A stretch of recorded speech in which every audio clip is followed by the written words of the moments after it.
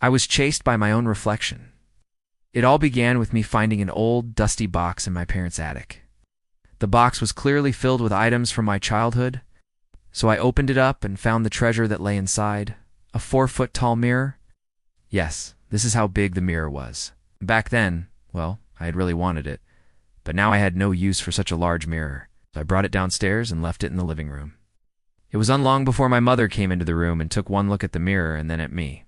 "That mirror belonged to your grandmother," she said. "She loved that mirror. She would never let me throw it out." "Oh, I know," I replied. "She always used to tell me that I had the same eyes as her when she looked at the mirror. Now that I think about it, though, my mom has the same eyes as my grandmother, not me." Still, my mother must have thought that the resemblance was striking because she always insisted that I should take good care of the mirror if I wanted to honor my grandmother's memory. Of course, I knew she didn't really mean that she wanted me to actually take care of the mirror, but that she just wanted me to get rid of it, so she wouldn't have to keep looking at it every day and be reminded of her dead sister. But what did I care? I didn't want the mirror anyway. So I told my mom that I'd put the mirror in the basement until I figured out what to do with it. After I had dragged the heavy thing down the stairs, I leaned it against the wall in the basement. Then I went back upstairs and out into the fresh air. I decided that I was going to visit my girlfriend and surprise her with a kiss. That was my plan, at least. When I got there, however, I realized that the best-laid plans of mice and men often go awry. This was because my girlfriend had invited her roommate over, and the two of them were watching TV together on the couch. I was standing in the doorway and awkwardly waving and saying hi, but neither of them seemed to want to stop their movie to talk to me. They were watching some kind of horror movie, and as I stood there, I saw my reflection in the glass coffee table. My face, which was framed by my hair, looked like the ghastly face of a corpse that slowly turns green after death. And to make matters worse, I had recently stopped shaving, so this gave my face a rather decayed appearance. My girlfriend's roommate must have thought that I was some kind of ghost who had risen from his grave, because suddenly he grabbed onto his girlfriend and started screaming. Then they both stared at me. I said, unsure of what to do. Finally, they both burst out laughing, and my girlfriend came over and gave me a big hug. "You scared her half to death," she said. "But you know what? I love it when you scare her like that." Then she gave me a kiss. Her roommate was still laughing hysterically when I left. Sometime later, I went home again. And on the way, I walked past a store window where I saw my reflection, and I realized that I did and actually look as bad as I had thought. Sure, I was unshaven, and my hair was a mess. But other than that, I didn't look like the Green Goblin. At least not from that angle. So then I thought I'd walk down another street. But no matter where I went, I couldn't escape my reflection. It was everywhere, and wherever I turned around, I saw the same face staring back at me. It was almost as if the world itself was taunting me. I don't know why, but this freaked me out, so I ran home as fast as I could. When I finally got inside, I went straight down to the basement to get away from the evil mirror. And this was when I noticed something strange. The mirror that I had leaned against the wall was now standing upright. But I definitely remembered leaning it against the wall. Or did I? No, that couldn't be possible. Could it? Had I already taken some kind of crazy revenge on myself and turned the mirror over last time I was here? But I hadn't done that. I knew I hadn't.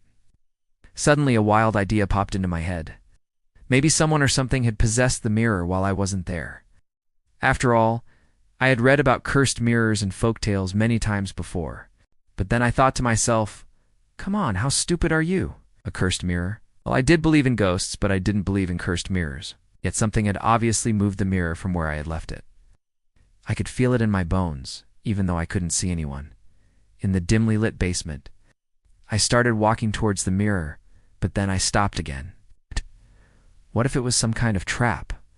What if someone was hiding behind the mirror and waiting to jump out and attack me? I stood there thinking about what to do. Should I run away and never come back? Should I smash the mirror with a hammer? Or should I face my fear and find out what was really going on? It didn't take me long to make up my mind. I was curious, and my curiosity quickly got the better of me. I continued walking toward the mirror.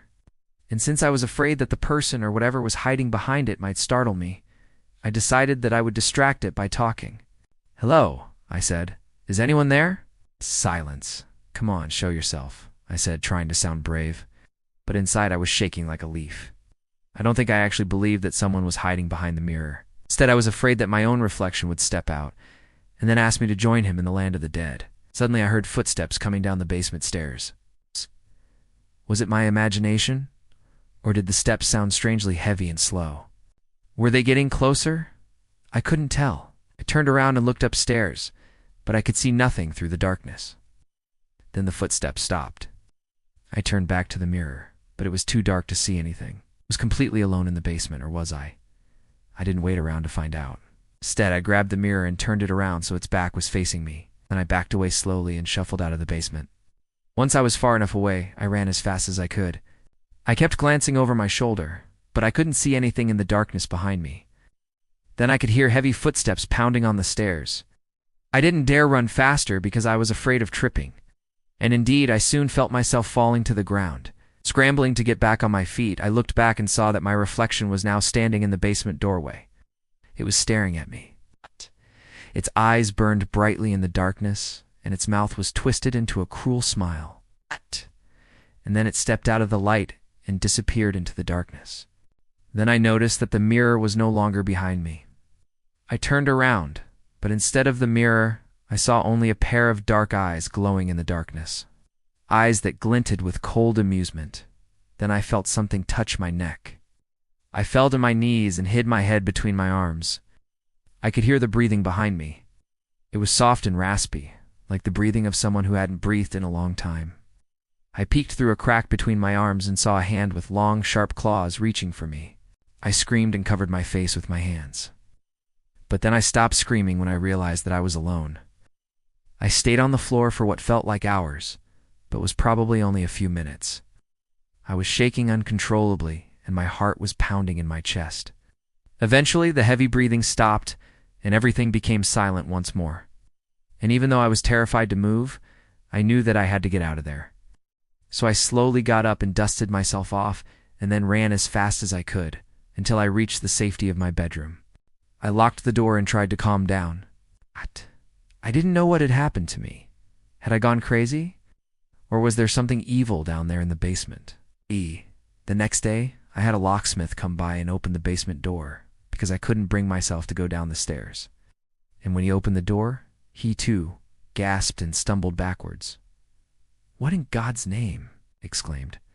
"How did this thing get down here?" He was pointing at the mirror, which was standing upright again. But that wasn't the strangest thing. On the floor in front of it were thousands of tiny pebbles that formed the words, "Don't trust your reflection." Needless to say, I threw the mirror out that very same day. And although I haven't seen my reflection since, I can still hear it whispering my name from time to time.